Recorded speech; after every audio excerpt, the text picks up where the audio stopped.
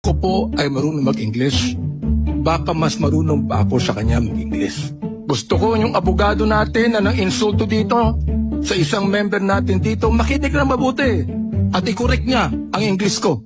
Gusto ko pong marinig ito ng mga DDS trolls at DDS vloggers na tumitira sa amin at sinisira ang aking reputasyon. Gusto kong sabihin sa kanila, ilang boto ba ang ibinigay niyo kay former President? Ako po, Mr. President, libo-libong boto ang binigay namin sa inyo. Nagpasalamat ba kayo sa akin? Hindi. Tinawag niyo ang Diyos na stupid, Mr. President. Tinanggap po namin yan sa pagkayo Pangulo, Mr. President. And I do not want you to go to hell. You said publicly, if you are corrupt, I will fetch you using a helicopter to Manila and I will throw you out. Hyperbole lang yun, sir. So, Mr. Hindi Chair, papayag ang piloto niya, sir.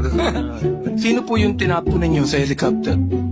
Sinabi niyo po eh. Paano mo itapon niya, sir? Buksan mo pa yung...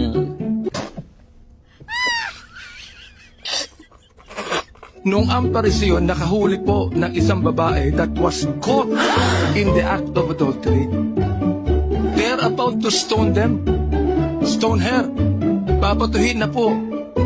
O, nilapit po nila kay Kristo. At sinabi po nila sa ating Panginoong Jesucristo,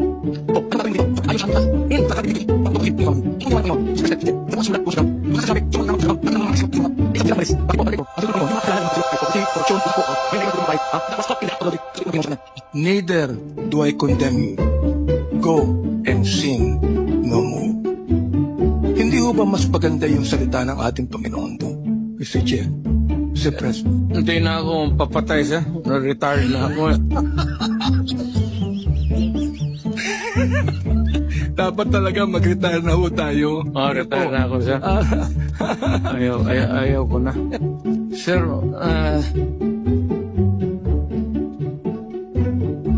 bago ko sagutin yung ano sir, ayaw kong pumunta ng impyerno.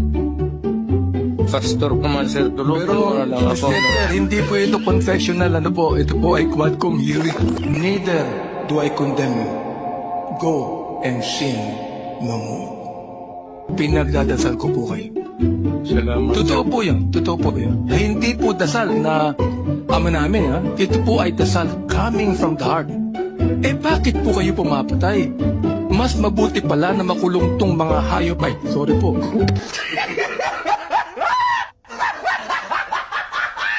Mr. Chair, hyperbole pa po to. Sinabi po nyo, nung kayo ay mayor ng Davao, that you would patrol the streets in your big bike looking for trouble. Sabi nyo? Yeah. Oh, hindi po to hyperbole. Totoo po ito. Oh, kasi looking for trouble eh.